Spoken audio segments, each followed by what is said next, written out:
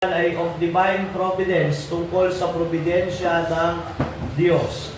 So naka-apat na tayo ng chapter. Una yung tungkol sa mga salita ng Diyos o yung of the Holy Scripture.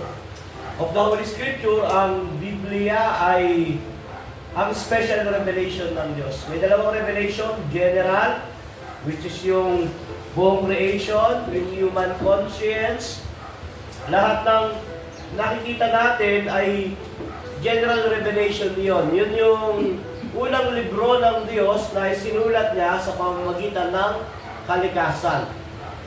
Pero ang general revelation, hindi sapat yun para maligtas ang tao.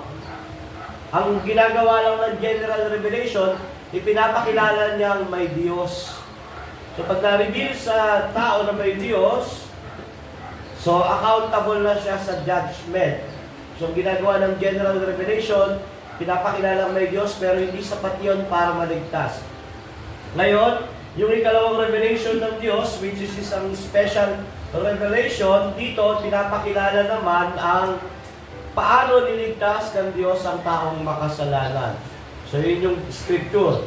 From Genesis, creation, to Revelation, katapusan ng mundo. Ang Bible din ay ang final and highest authority.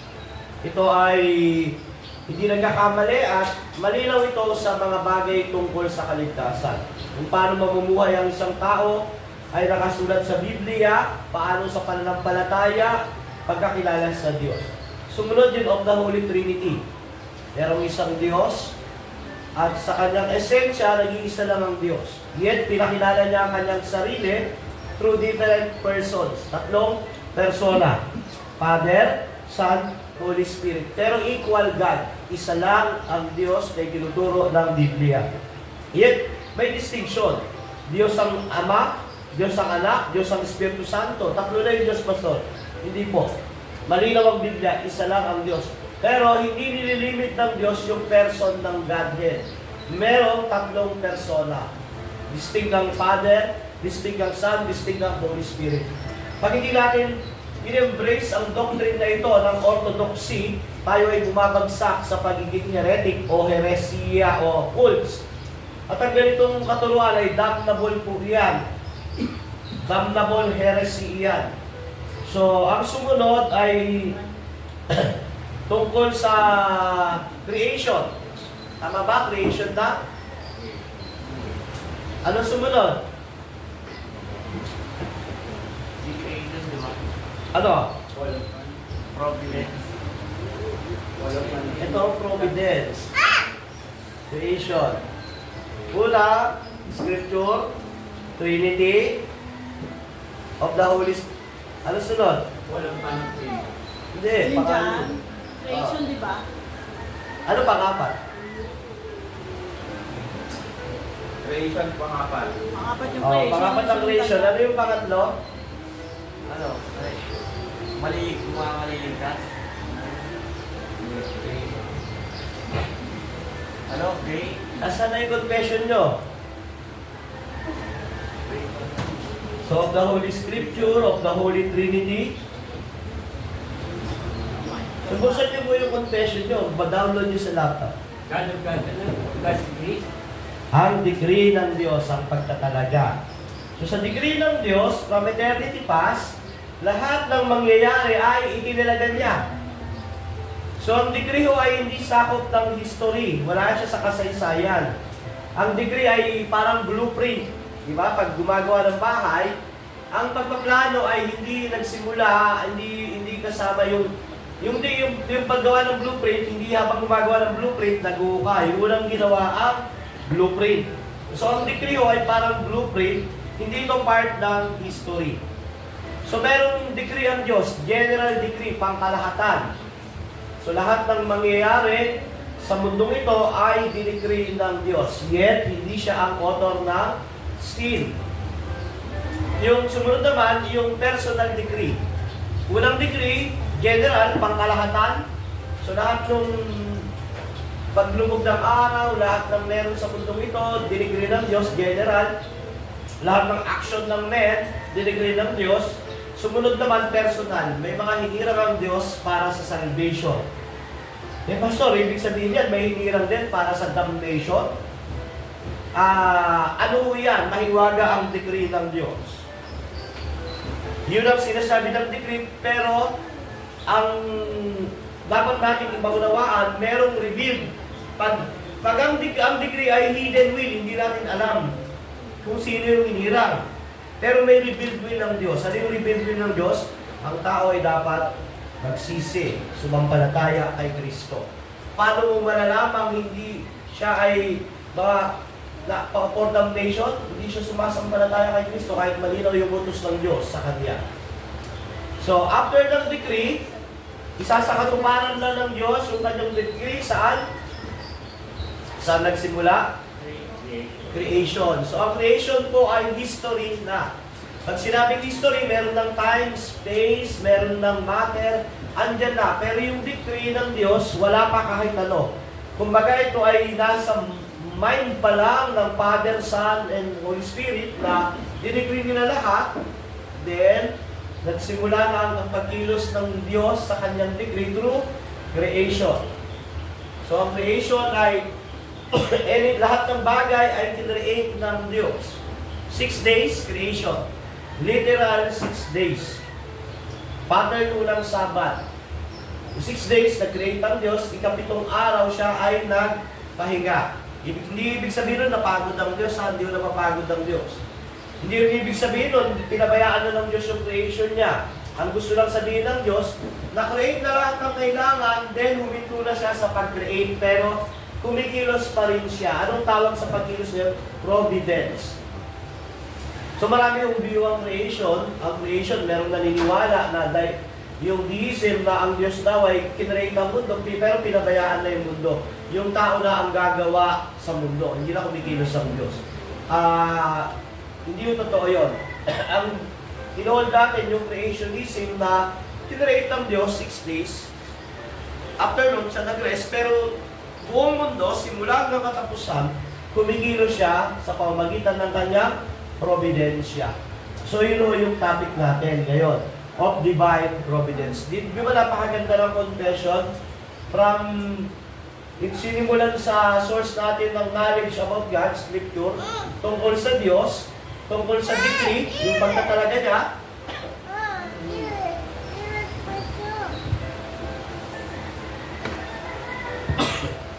sa pagsisimula niya through creation at sa pagkilos niya through providence. So, dito tayo, meron 7 chapter yan, kaya maaga kami nagsimula. Umpisa na natin sa unang chapter. Meron bago yan, babasahin ko muna. God governs the physical universe. Yung panlabas na universe, kinikilusan ng Diyos yan. Yung animal creation, ginugobyernohan ng Diyos yan. Lahat na nangyayari sa mundo, ginugobyernohan ng Diyos yan. Pastor, late ako ngayon. Ibig sabihin, ginovern ng Diyos yung pagka-late ko. Dinigri niyo, pero kayong nagkasala kasi kayo ang kumilos, kayo ang gumising ng maaga. Hindi gusto ng Diyos na malate tayo, hindi gusto yan. Pero dahil tayo, meron tayong free will to decide kung darating tayo ng maaga o hindi, tayo ang gumawa. Yet, lahat ng events sa human history, lahat yan ginugobyernohan ng Diyos. Diba? Parang ginalaw niya tayo malate para maservo na ni Pastor. Para magkaroon ako ng pagtsatsaga.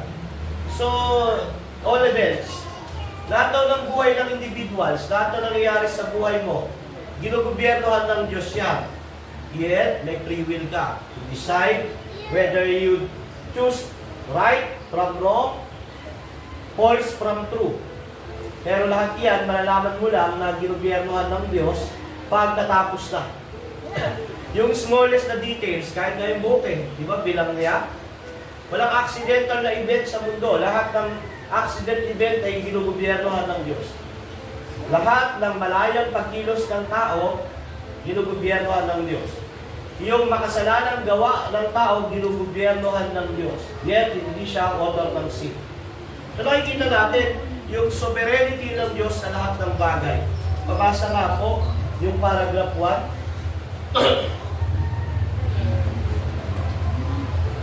So, meron tayong dalawang outline lang. Una, yung overview at summary ng Providence, yung chapter 1. yung concern about providence towards 7. Sige na po, pabasa. Sino pwede magbasa?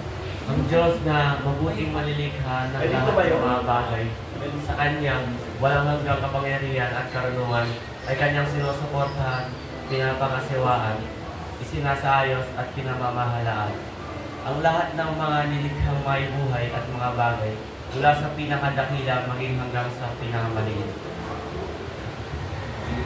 Sa pamamagitan ng Kanyang pinakamarunong at banal na probidensya, tungo sa layunin ng pagkakalikha sa kanila, ayon sa Kanyang di nagkakamaling paunawang kaalaman, at sa malaya at di nagbabago pa siya ng Kanyang sariling kalooban. Sa ikapupuri ng kaluwalhatian ng Kanyang karunungan, kapangyarihan, katarungan, walang hanggang kabutihan at awa. Ayan.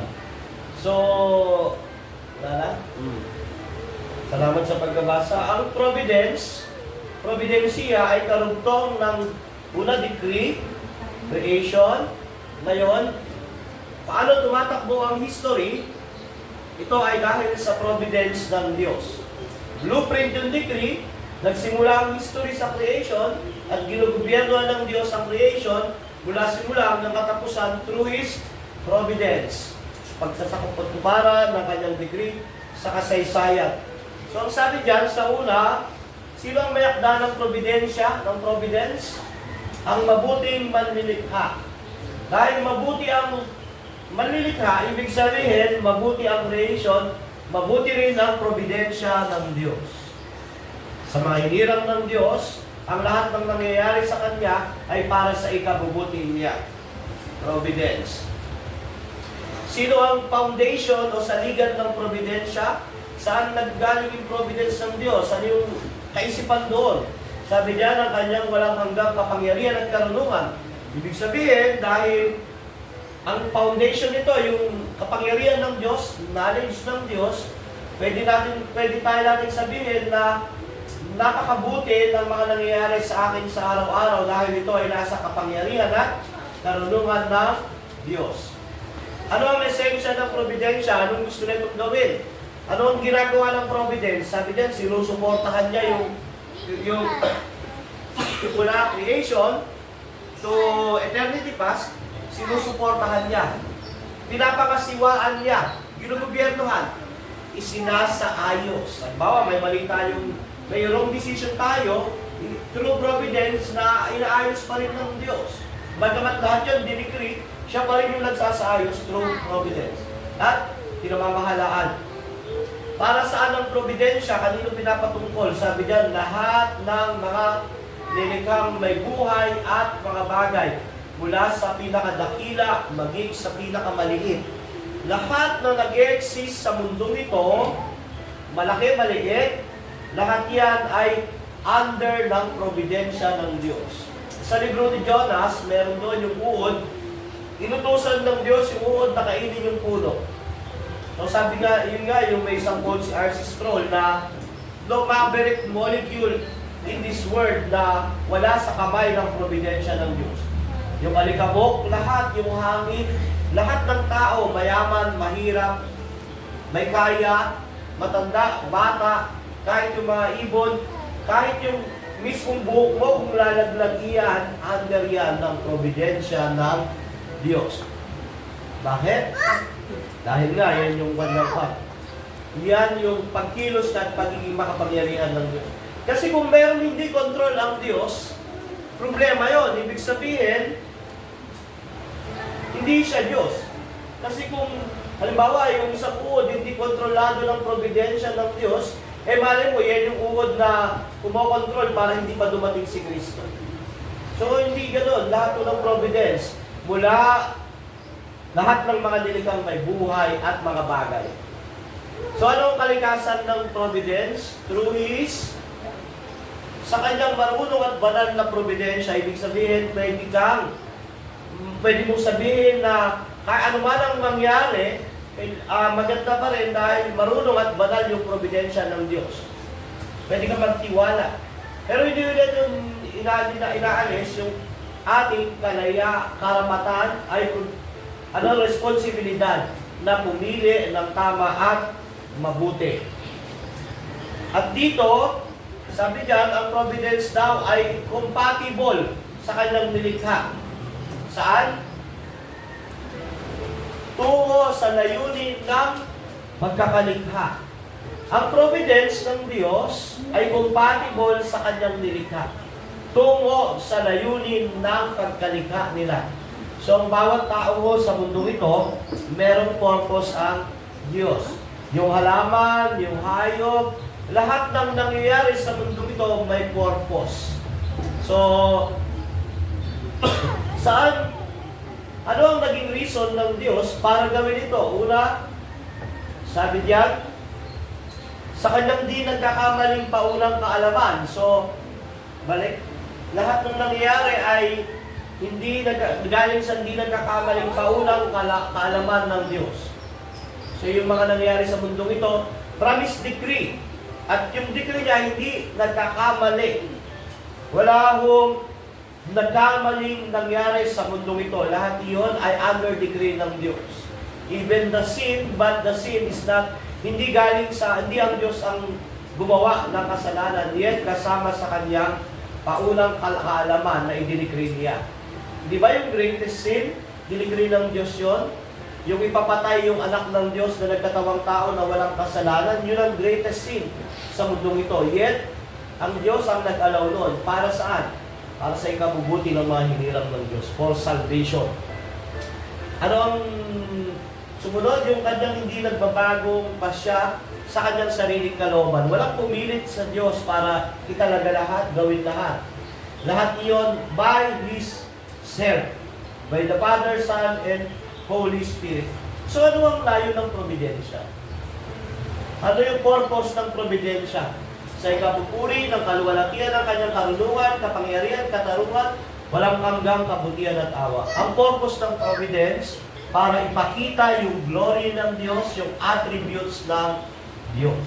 Kaya nga ho, pagdating ng judgment, may tao sa heaven, ang tinanggap nila yung awa at biyaya ng Diyos. Kasi yung mga tao sa heaven, mga sinners yun, na tinubos ni Kristo.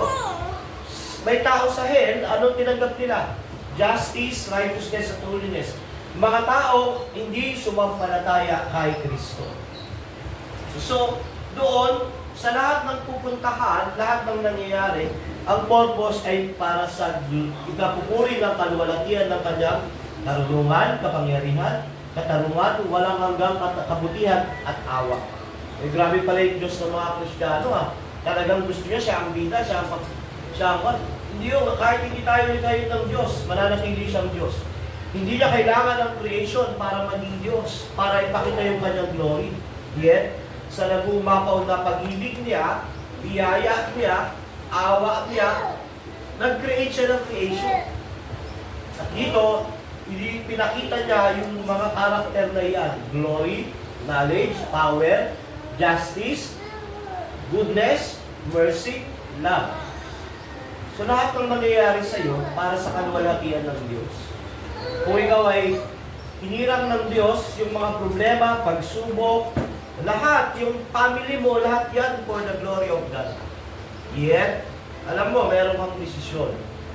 You will decide kung papipiliin mo yung tama at mali, mabuti at masama. Sa sumunod, so ang tawag mo doon, yung overview ng providence. 2 hanggang 3, pabasa nga po. 2 saka 3. Ano hindi tayo naglalaro? Hindi pwedeng basahin tayo. Bagaman kaugnay ng maunang kaalaman at pagkatakda ng Diyos na siyang unang sanhi, ang lahat ng mga bagay ay di nagbabago at di nakakamaling nangyayari. Kung kaya, walang anumang nangyayari kanino man na nagkataon lamang o nasa labas ng kanyang probidensya. Ngunit sa pamamagitan ng probidensyang iyon, iyong din ay sinasaayos niya ang mga iyon na maganap ayon sa likas ng mga ikalawang sanhi.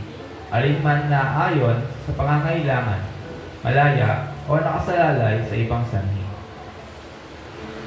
Tama. Sige, hanggang 3, mali. 3. Ang Diyos ang kanyang karaniwang probidensya ay gumagamit ng mga kaparaanan. Ngunit siya ay malayong gumawa ng wala, nangingibabaw at laban sa mga ito ayon sa kanyang kaluguran. So paragraph 2 and 3. Una, pagkilala sa Diyos. Sabi diyan, kaugnay sa kaunang kalaman at pagtatakda ng Diyos, siya ang unang sanhi. First cause of all nang nangyari sa mundong ito ay ang Diyos. Through His decree, hindi nagbabago at hindi nagkakamali. Lahat ng nangyari from creation hanggang kanina, lahat yun ay dinikri ng Diyos ayon sa kanyang di nagbabago at nagkakamaling nangyayari at wala kanino man na nagkataon di nagkakamaling kapangyarihan. Lahat yan ay itinalaga at itinakda ng Diyos. Mula creation hanggang kanina, lahat yan ay itinakda ng Diyos. Kaya walang nangyari na aksidente lang. Pero sabi diyan, sumunod nga bali, ngunit sa pamamagitan ng probidensyang iyon, sinasayos niya ngayon na maganap ayon sa likas ng mga ikalawang sanhi. Ang Diyos ang first cause, dinikri niya through His providence, pero nangyari iyon, hindi ang Diyos ang gumawa. Ang second cause, ikalawang sanhi. Sino yon? Ang tao. Ang mga tao sa mundong ito, ang mga second cause, mga creation. So nakikita natin, no?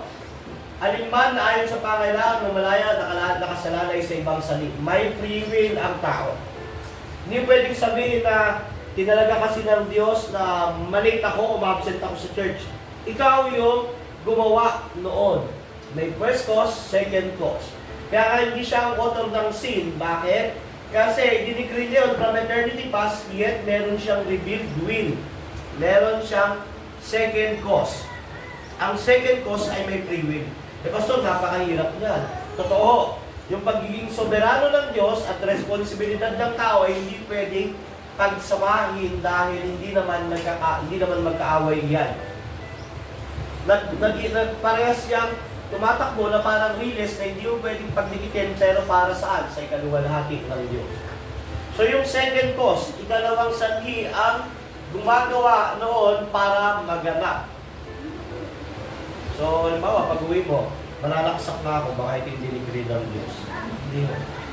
Pag ginawa mo yun, ikaw ang second cause. Pagkatapos nun, ma-realize, degree ng Diyos yun. Yet, may free will ka para gawin yun. Sa paragraph 3, ang Diyos sa kanyang karaniwang providensya ay gumagamit ng kaparaanan. So una, pagkilala sa Diyos bilang first cause, yung mga creation ng second cause. Pangalawa yung paggamit ng kaparaanan. Ang Diyos ay gumagamit ng kaparaanan. Ang katotohanan ng kahalagahan ng mga kasangkapan sa kaparaanan sa mundong nilikha ng Diyos ay hindi nagpapawalang bisa sa katotohanan at kawalang pagbabago ng pagtatakda ng Diyos. Tayo yung kaparaanan, yung mga bagay sa paligid ng kaparaanan. Pero hindi ibig sabihin noon na wala nang bisa yung degree ng Diyos. Halimbawa, nakatakda na pala mangyari sa akin yun eh. Wala na akong gagawin. Hindi po. Meron kong gagawin. Ang tawag sa maling ganong kaisipan, fatalist. Alam mo yung fatalist, yung itinadhana na talaga sa iyan. Hindi. May kasalanan kang meron kang gawa. Meron kang ambag doon. Halimbawa, natanggal ka sa trabaho. Tinadhana na talaga sa akin matanggal sa trabaho. Hindi po. Fatalist ang tawag doon. Ikaw ang reason bakit ka natanggal sa trabaho. Bakit? Gumawa ka lang hindi maganda, gumawa ka lang hindi tama. O kaya, nagka-problema yung negosyo, yung mga tao sa paligid, ang reason pa rin doon. So, mali ang fatalist. Ang mga Armenian naman, ganito. Hindi raw alam ng Diyos ang hinaharap. Magre-response lang ang Diyos pagkatapos gawin ng tao. Mali din ho yun. Halimbawa, yung sa California. Kaya daw nasunog ang California dahil binak nila ang Diyos. Hindi yun. Before the foundation of the world, nakatakda niya, yet ang tao, minak nila ang Diyos, at ang nangyari noon, through sa pagdidikri ng Diyos, lahat iyon nangyari, pero hindi iyon nag-response na ng Diyos na minak niyo ako, susunugin ko yan. Hindi ganon. talagang nakasequence na yon, yet hindi niya kinontrol lahat yon. Merong kaparaanang ginamit. Paano nagkasunod doon? May ginamit na ako eh. Yung nature noon, tag-init noon. Tag-init, di ba? Tapos, yung hangin. Tapos, bago yon, yung mga tao sa kanilang kayabangan, pagbabataas, sabi nila, dapat paalisin ng Diyos dito sa California. Di ba? Yet, hindi nag-response ang Diyos.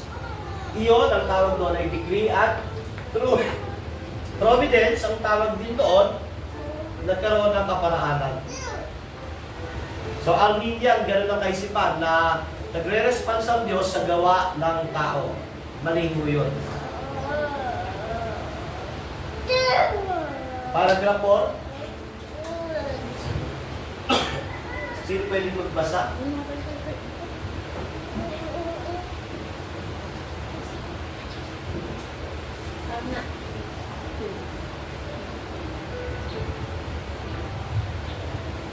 Na. Ang napakadakilang kapangyarihan, di masiyasat na karunungan at walang hanggang kabutihan ng Diyos ay mahahayag ng kanyang probidensya na ang kanyang itinakdang pa siya ay sumasaklaw mismo maging sa unang pagkahulog at sa lahat ng iba pang makasalanang mga gawa ng mga anghel ng at mga tao. At iyon ay hindi sa pamamagitan ng simpleng pahintulot lamang, bagkus ay may lubos na karunungan at kapangyarihan niyang sinasaklawan. At sa ibang paraan ay isinasaayos at pinamamahalaan sa iba't ibang pamamaraan tungo sa kanyang banal na mga layunin. Gayunpaman, dahil ang pinakamakasalanan ng kanilang mga gawa ay nagmula lamang sa mga nilikhang may buhay at hindi mula sa Diyos, sapagkat siya ay ganap na banal at matuwid. Siya ay hindi maaaring maging may akda o sumang-ayon sa kasalanan.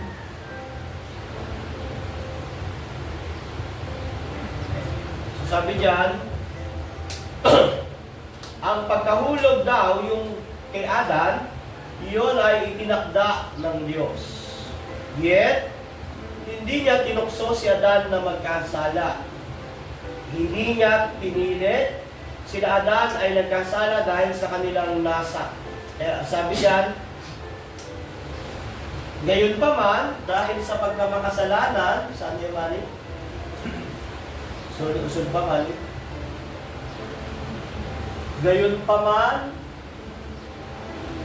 sige pa. Gayon pa man, dahil sa pagkamakasalanan ng kanilang mga gawa ay nagmumula lamang sa mga nilikhang may buhay at hindi mula sa Diyos. Dinigri ng Diyos ang Paul, yet ang gumawa noon, ang nag-actualize noon si Adan at si Eva. Dahil sa kanilang desire, di ba? Tinukso ng ahas at si Eva. Gusto nila iyon. Hindi sila pinilit, pero merong bili ng Diyos sa kanila. Anong bili ng Diyos sa kanila? Huwag kayong kakain dito. Yet, dahil sa kanilang desire, tinukso nila iyon. Ginusto nila iyon. So dito nakikita natin na ang mga nangyayari ay tinalaga ng Diyos, pero ang kaparaanan na gumagawa noon yung mga nilikha. Halimbawa, yung may responsibilidad ng tao, gusto sabihin nito, yet dinikri ng Diyos. Halimbawa sa digmaan. Sa digmaan, sabi ng Kawikaan 21:31, tinalaga ng Diyos yung magtatagumpay sa digmaan, pero ang nagiging sanipar nito para magtagumpay, kailangan yung maingat na paghahanda sa kagamitan, marunong na gabay na nilirekomenda mga kabayo. Ganun. Yung pagpaplano sa pakikidigma sa tao pa rin para magtagumpay siya. Ngayon, pagkatapos nun, doon mo malalaman kung sino ang tinalaga ng Diyos magtagumpay. Ang decree, malalaman mo lang after mangyari. So si Ruth, isang kaloob ng Panginoon kay Boaz. Pero makikita natin na hindi bumagsak si Ruth sa harapan ni Boaz. Through circumstansya, mga iba't ibang kaparaanan, paano yun? Namatay yung unang asawa niya. Sumama siya sa kanyang biyanan. Pagdating sa biyanan, namumulot sila ng mga inaning trigo. Nakilala niya si Boaz. Pero dinigri ng Diyos na magkakilala sila. Bakit? doon magmumula ang lahi ng Panginoong Jesucristo. So merong mga kaparaanan, may mga ways ang Diyos. So ang pagkakaunawa ng Diyos ang may kontrol sa daigdig sa pamamagitan ng kaparaanan, makakapag-iwas sa atin sa tatlong bagay. Una, yung sobrang pag-aalala at pagrereklamo sa buhay. Di ba? Pag ginawa mo na lahat, you do your best, tapos ganun pa rin nangyari, hindi mo pwedeng mag-alala na wala na akong pag-asa, magpapakamatay na lang ako. Hindi, dahil alam mo, sa kabila ng mga pangyayaring yon, ang Diyos ay may control. Baka iwas ka sa sobrang pag-aalala na pati linggo, magtatrabaho ako pag linggo kasi baka wala kaming kakain. Lunes hanggang Sabado, pati linggo magtatrabaho, bakit anong kaisipan? Nag-aalala, baka walang kakainin. Pero sabi ng Diyos, yung maya, pinapakain, hindi nagugutom. So pag alam mo yung Diyos ang may control, mawawala ka sa extreme na pag-aalala. Na tipong hindi na makatulog para, ay, magtatrabaho akong linggo. Lunes, magtatrabaho ako. Sa 10 taon ako magtatrabaho. Nakakaiwas ka rin sa pagrereklamo sa buhay.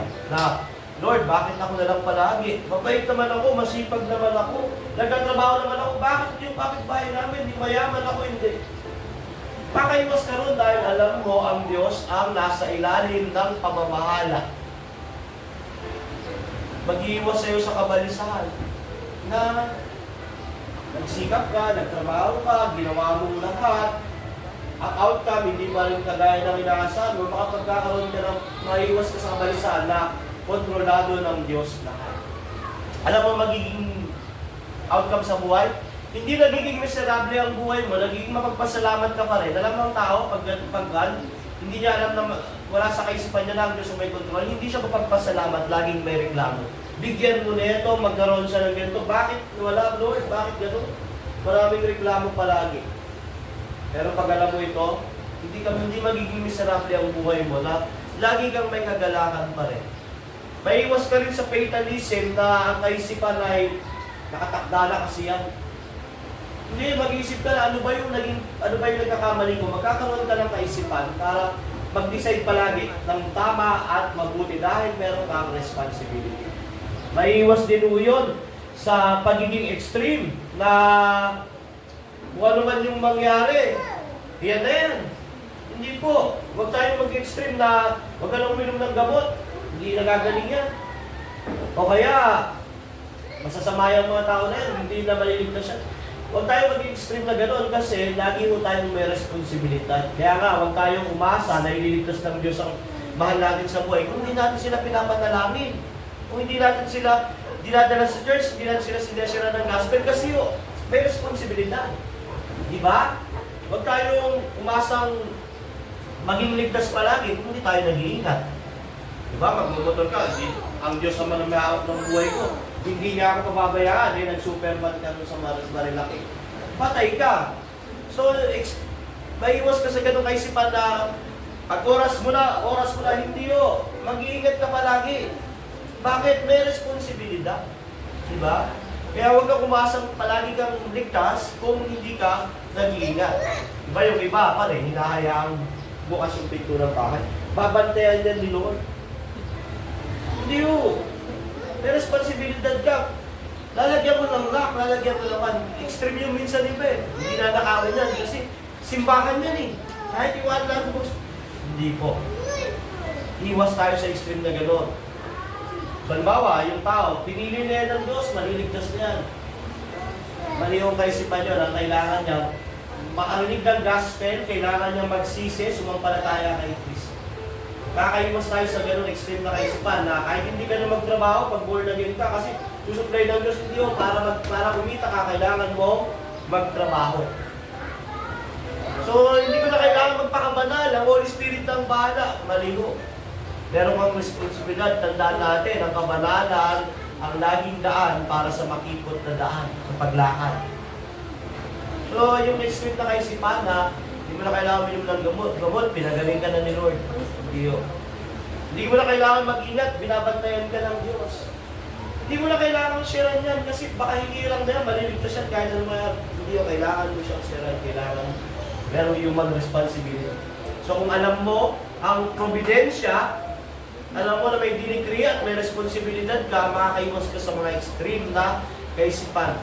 Ito yung logical na kaisipan. Alam mo, illogical minsan ng mga church eh. Kapira nila, may mga charismatic na hindi na uminom ng gamot dahil pinagaling na rin sila ng Lord. Merong isang pastor nga, nagbebenta siya ng tinapay sa Diyos. Yun daw ay may espiritu ni Kristo. Ordinary yung tinapay lang, nakakagaling daw ng sakit yun. Kasi yun ay binibenta ng isang pastor. So extreme mo yun. Tinapay lang yun, ordinary tinapay. Makakaiwas tayo sa mysticismo. Bagamat gumagamit ang Diyos ng kaparaanan, sunod nga mali, hindi siya alipin nito. Pwedeng i-bypass ng Diyos ang kaparaanan. Ano ang tawag doon? Miracles. Paano pangalakang isa ka makasalanan at disiplinahin ka ng Diyos dito? So inaalaw yan ng Diyos. At makita nila yung nakatagong kapangyarihan ng kasamaan at kapandayan ng kanilang puso. Para hindi sila maging mayabang at mapagmataas. Inaalaw ng Diyos na bumagsak sa kasalanan yung mga hirap para hindi malaman nila na makasalanan talaga ako, masama talaga ako. At upang sila ay pagpakumbabain. Alam mo ang tao, pag hindi na nagkakasala, hindi siya humble. Titignan, ilulukaw niya yung ibang tao. Nasabihin niya, ay, wala yan, impyerno yan, hindi yan matuwid. Ako, matuwid ako. Hindi yun. Inaalaw tayo minsan para pagpapakumbabain. At dito, itaas sila sa isang mas malapit na palaging pagsalalay ng tulong mula sa Kanya para tayo'y maging dependent sa Diyos. Diba? May mga sin tayo na bumabagsak tayo minsan, yung galit, anger, diba? Yung pag-isip ng masama, inaalaw tayo ng Diyos na makagawa niya, makaisip niya, para tayo i-humble at palaging sumalalay sa Kanya. Sumunod para mas maging mapagbantay din. Diba? Sa pagkakataon ng kasalanan na inaharap, kung kaya ano bang nangyayari sa sino man sa kanyang mga hirang ay sa pamamagitan ng kanyang pagtatakda. Inaalaw ng Diyos magkasala ang tao. Ang mga hinirang niya, yung mga elect, to humble, para masiyasat niya yung pagiging mapandayan ng kanyang puso para umasa sa Diyos. At minsan, para hindi sila magkasala ng mas malaki pa. Halimbawa, yung Kristiyano, yun nga, yung nagjowa ng unbeliever, inalaw ng Diyos. Ngayon, yung relationship nila, away ng away. Walang Diyos yung partner niya eh. Ngayon, magbe-break sila, marirealize ng tao na to, nagkasala siya sa Diyos, at para hindi na siya mag-asawa ng unbeliever, dahil nakita niya sa simpleng boyfriend-girlfriend relationship na walang Diyos yung partner, ay magulo na. Ngayon, hindi na siya hayaan ng Diyos na makapag-asawa pa ng unbeliever. Bakit? Kasi inalaw na siya sa jowa na unbeliever, doon pa lang, magulo na. Diba? God allow sin para hindi tayo bumagsak sa mas malaking kasalanan. Pero mga kapatid, hindi ang Diyos ang first cause. Ikaw ang second cause.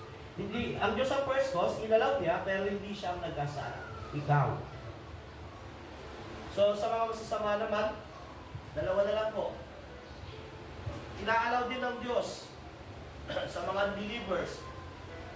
Ako nababasa, para sa mga masasama at di makadiyos na mga tao, ang Diyos bilang matuwid na hukom, dahil sa kanilang dating kasalanan, ay binulag at pinatigas sila. Hindi lamang niya hindi binibigay sa kanilang kanyang biyaya, na sa pamamagitan noon sila ay naliwalagan sa kanilang pangunawa at gumawa sa kanilang mga puso. Ngunit kung minsan, binabawi din niya ang mga kaloob na meron sila. Inilalantad sila sa kalagayan ng kanilang kabulukan ay gumagawa ng pagkakataon para sa kasalanan. At bukod dito, hinahayaan sila sa kanilang sariling mga pagnanasa sa mga tukso ng sanlibutan at sa kapangyarihan ni Satanas. At nangyayari na pinatitigas nila ang kanilang mga sarili sa ilalim ng mga kaparaanang yaon na ginagamit din ng Diyos sa pagpapalambot ng mga puso ng iba. Alam niyo, ang believer at unbeliever, parehas nakalinig ng gospel. Pero yung isa, naligtas. Yung isa, hindi. Bakit? Dahil dumarating ang panahon na, sabi diyan, ang Diyos bilang matuwid na hukom dahil sa kanilang dating kasalanan ay binulag at pinatigas sa kanila. Sabi diyan, hindi hindi binibigay sa kanila ang kanyang biyaya na sa pamamagitan noon sila ay naliwanagan, hindi binibigay sa kanila yung knowledge of Christ. Kahit 100 mong paulit-ulit, bakit hindi ito mag-born again? Hindi ito madala sa church, hindi ito manampalataya kay Kristo. Kasi nga, sabi dyan, sila ay hindi lamang niya hindi binibigay sa kanila, chapter 2, ngunit kung minsan, tama, ngunit kung minsan ay binabawi din niya ang mga kaloob na meron sila. So ganito ho yan, narinig mo yung gospel, sinira sa'yo, pinatigas mo ang puso mo. Hindi totoo yung sinasabi ni Pastor, na may pera lang yan. Hindi totoo yan eh. Sayang na oras yan. Walang busy ako sa trabaho eh. Wala akong oras dyan. Ang gagawin ng Diyos, dahil pinatigas mo yung puso mo, ang gagawin niya, i-withdraw niya iyon. Sabi diyan, hindi lamang niya hindi binibigay sa kanila, kung minsan binabawi din niya. Kung halimbawa, 100 beses mo lang narinig ang gospel, laging sinasabi ng pastor, magsisi ka, sumampalataya kay Kristo, mag-church ka. Pero ayaw mo, pinatitigas mo yung puso mo, matigas ang ulo mo. Darating ang panahon, papawiin ng Diyos yan. Tatanggalin niya na yung maghahayag ng salita ng Panginoon. Babawiin niya na yung mga kaloob na dapat ay magliligtas sa iyo. Bakit? Una kang nagpatigas ng puso. Pag sinabi yung pinatigas, hindi yung ginagano ng Diyos, ang ginagawa ng Diyos, tinatanggal niya lang. Di ba ang tao, pag hindi na naririnig ang gospel, mas lalo siyang naniligaw, mas lalo siyang nadidiliman. Pero ito po kasi ang danger nun, habang naririnig niya ang gospel at nire-reject niya, the more naman bumibigat ang parusa niya sa Diyos. So, justice binigay ng Diyos. Justice. Pinabayaan siya sa katigasan ng kanyang puso. Pero binigay pa rin yung grace. Withdraw. Bakit? Para hindi na bumigat pa yung hatol sa kanya. Tandaan nyo, pagdating sa judgment, iba-iba ang level ng judgment. Yung mga tao na hindi nakarinig ng gospel, mas mabigat ang parusa sa mga nakarinig ng gospel. Pero mas mabigat ang parusa sa mga bulaang guro na nagturo ng maling gospel. Kasama sila ni Satanas. Pero yung mga halimbawa, sa bundok siya lumaki, alam niya may Diyos, pero walang gospel na dumating, hindi niya nabiging gospel, namatay siya, sa kaparusahan pa rin siya. Yet, hindi kagaya ng level ng parusa ng mga nakarinig ng gospel nang paulit-ulit at pinatigas nila yung puso. At sabi sa uli, nangyayari, pag pinatigas na ng Diyos yun, iniwala ka na ng Diyos, at nangyayari, nangyayari, pinatitigas nila ang kanilang mga sarili sa ilalim ng kaparaanang yun na ginagamit ng Diyos sa pagpapalambot ng mga puso. Ang mga hinirap, pag narinig yung gospel, lumalambot ang puso. Ang mga hindi hinirap, nagre-rebelde, pinapatigas ang puso nila. Patitigasin ng Diyos. Iiwanan sila ng Diyos, lalo nilang patitigasin ang puso nila. Kaya nga po, mga kapatid, habang narinig nyo ang gospel, huwag nyo patigasin ng inyong puso. Dahil pag pinatigas nyo ang inyong puso, i-withdraw yan at pamabayaan kayo ng Diyos. Romans 1:18, 19, 20-21.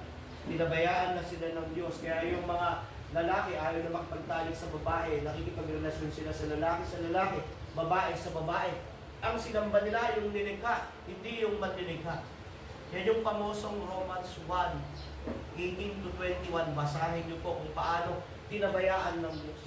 Kaya nga ako ang isang bakla, may judgment pa agad sa kanya. Yung pagiging bakla at tomboy ay judgment pa agad yun, mga kapatid. Di ba? Basahin nyo Romans 1. Dahil sa katigasan ng kanilang puso, pinabayaan na sila ng Diyos. So may judgment pa agad. Bakit? Dahil una nilang pinatigas. Pero ito ang maganda. Kung paano ang providensya ng Diyos, sa paragraph 7, sa pangkalahatan ay nakaabot sa lahat ng mga nilalang na may buhay. Dahil ngunit higit na natatanging pangaralan ay pinangalagaan nito ang kanyang iglesia at pinangasiwaan ang lahat ng bagay para sa ikabubuti ng iglesia. Kung meron makikinabang sa providensya, sino po? Ang mga mananampalataya. Ano man ang pinagdadaanan mo, iyan ay para sa ikabubuti mo. Pero ito, mabatikas-kas ng ating ulo. Kung anak ka ng Diyos, hindi ka niya pababayaang malunod sa kasalanan. Papaluin ka niya. Kahit mabali lahat ng buto mo sa katawan, maputulan ka ng kamay at paa, maibalik ka lang ng Diyos, gagawin niya. Kahit mamatay lahat ng anak mo, magulang mo, mga kamag-anak mo, maibalik ka lang niya sa kanyang kamay, gagawin niya. Bakit? Dahil anak ka niya. So, ang probidensya mo ng Diyos para sa ikabubuti natin. Nasaan ang sentro ng probidensya ng Diyos? Nasa kanyang iglesia, sa mga mananampalataya. So, anong ang kalagayan mo ngayon? Hindi aksidente yan. Laging andyan ang Diyos. Yan ang providence ng Diyos. Hindi yung katibayan na ang tao ay malubalusog, mayaman, maganda ang kalagayan sa buhay para sabihin nasa kanya ang Diyos. Hindi yun. Pansinin nyo, sino ang mayayaman sa mundong ito? Mga agnostic, mga walang Diyos. Bill Gates, si Elon Musk, yung mga mayaman sa mundong ito, sila Atong Ang, mga walang Diyos. So hindi masasabing ayun ang katibayan na nasa kanila ang blessing ng Diyos. Alam mo ang katibayan ng blessing ng Diyos? Nasa iyo si Kristo. At yun ang providensya. Kaya kung pagpalain ka ng Diyos, mas maganda. Pero logical ang pagpapala ko dapat sipag, tiyaga. At kung kalooban ng Diyos, laging merong means, kaparaanan ang Diyos. Makikita mo naman sa buhay mo kung ano kalooban ng Diyos. Hindi lahat pero merong hint. Bakit may mga dumarating na ganito? Bakit ganito ako mag-isip? Di ba? Pero may decision tayo. We choose wrong or right, truth or false, God, good or evil, o ang Diyos o ang mundong ito. Ay manalangin bago tayo mag-question and answer. Panginoon, sa umaga nito, kami nagpupuri at nagpapasalamat. Salamat sa umaga nito. Tulungan mo kami, samahan mo kami at gabayan. Ito ang aming panalangin sa pangalan ng Jesus. Amen.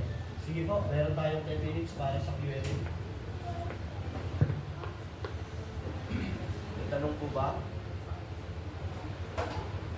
Kino-compress lang natin dahil 4 lesson dapat ito.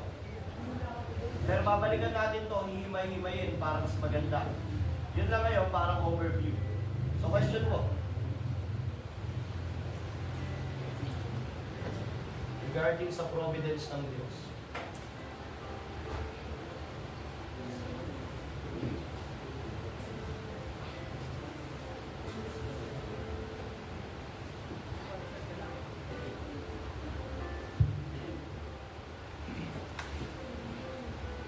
Wala kayong try na to. Pwede po yung relation sa Sige, okay lang. Hindi natin kung sasagot. Stop.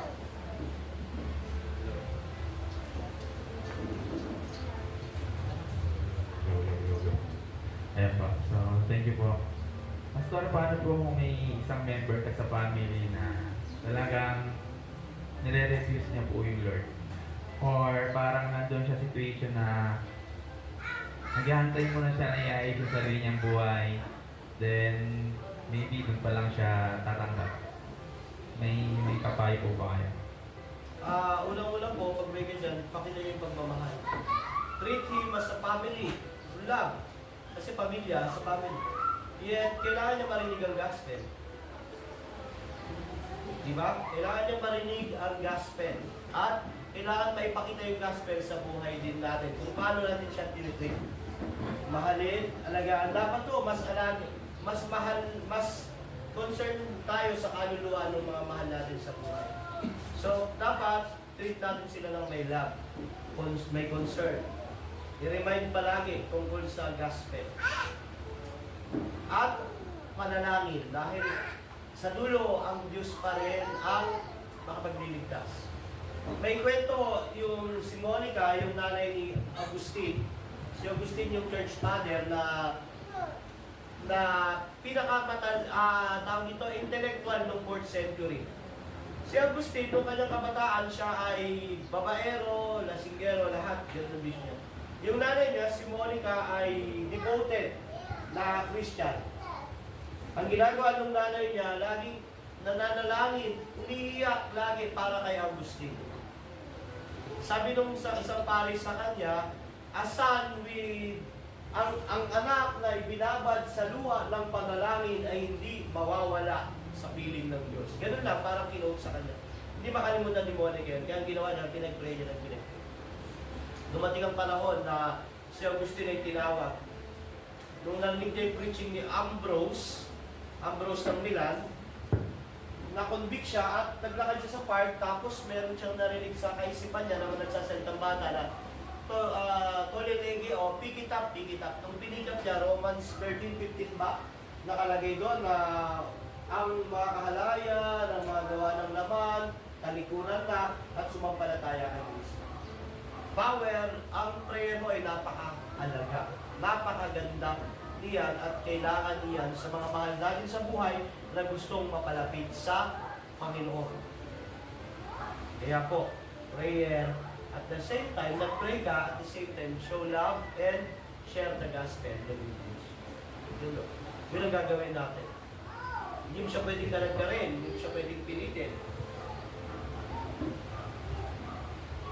May tanong pa po?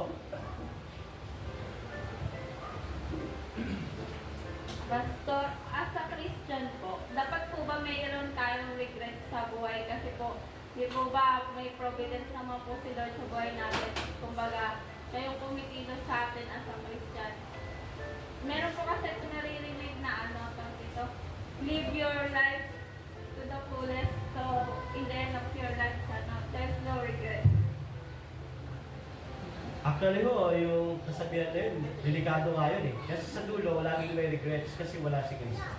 Yung regrets, as human na nabubuhay sa mundo ito, meron ganun kaisipan.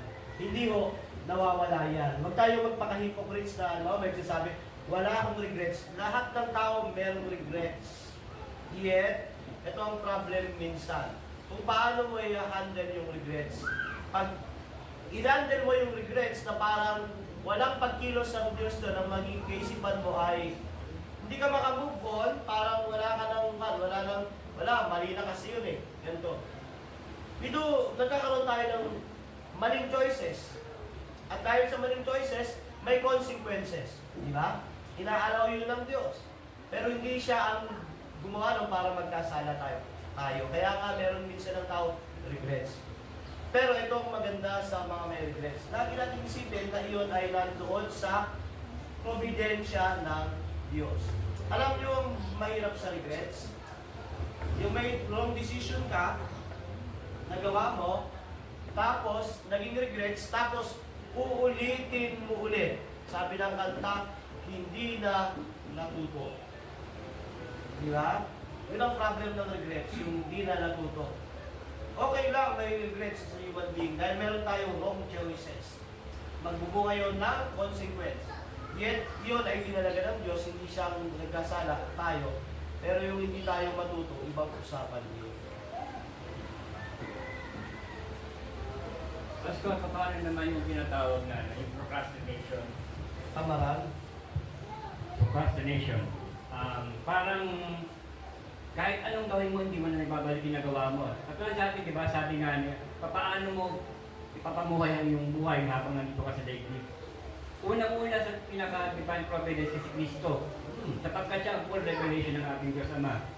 So, ang sabi ni Kristo na nabubuhay siya, gusto mo talaga ng fullest life? Take up your cross and follow me every day, sabi niya. Maging ano ka, sumunod ka sa akin at sundan mo yung aking mga yapak. Magagalas ka ng pagkurusan bilang Kristiyano, pag-uusip, kahirapan. Subalit in the end, nandun naman yung glory. Yes po, tama yun. Sumunod kay Kristo, pasanin. O ngayon, syempre, bilang Kristiyano, may pamilya ka, may asawa ka, may anak ka, kailangan mo magtrabaho. Ang pagpasalo ng krus, hindi ibig sabihin, hindi ka na magtatrabaho, hindi ka na mag-aaral. everyday na pakikipag-kapwa, tao mo, pakikipagtrabaho mo, lahat ng ginagawa mo, pagpasan iyan ng krus. Kung sinabi ni Kristo na, take up your cross, follow me. Ibig sabihin, mamuhay ka sa buhay na kinalalagyan mo with Christ. Nakasama ang krus ni Kristo. Mga kapatid, tama ko yun.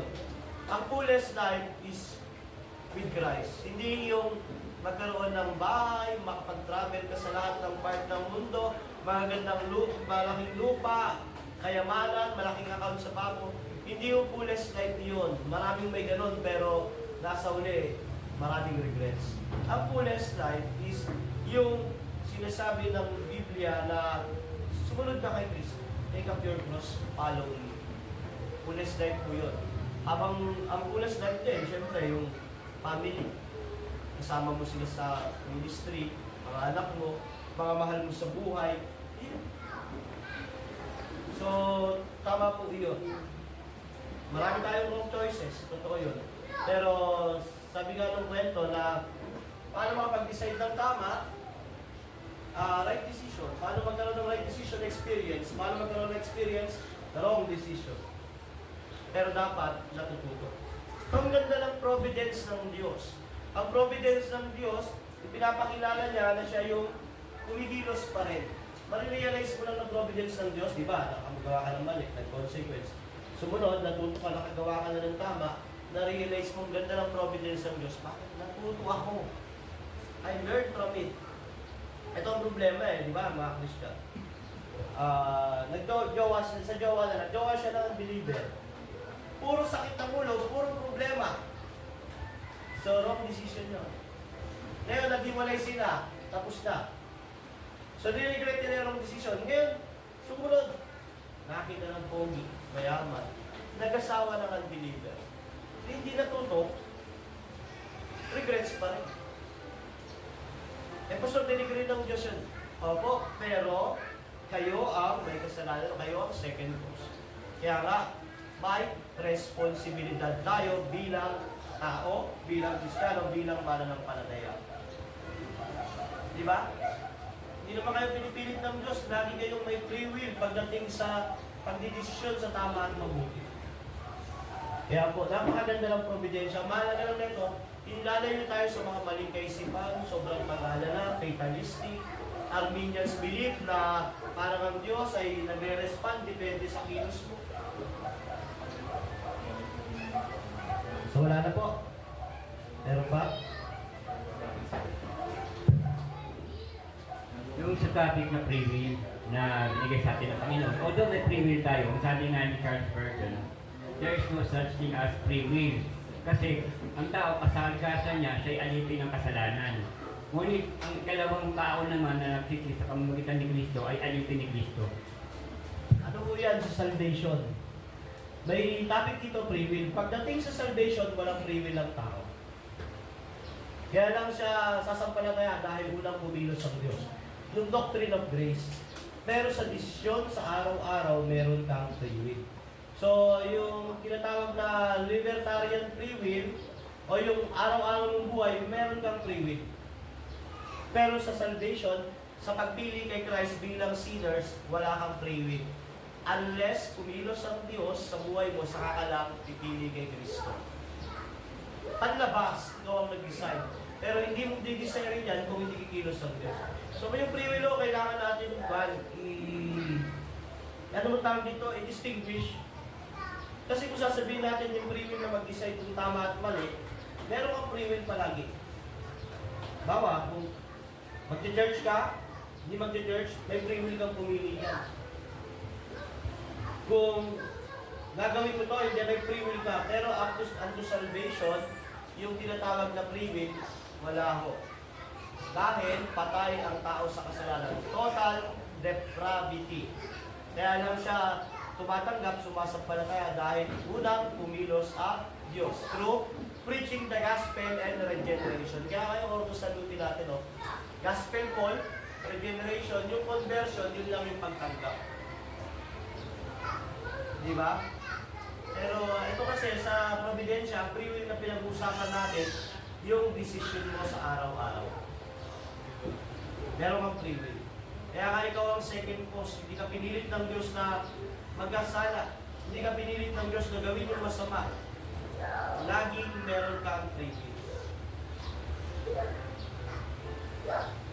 Meron ba po?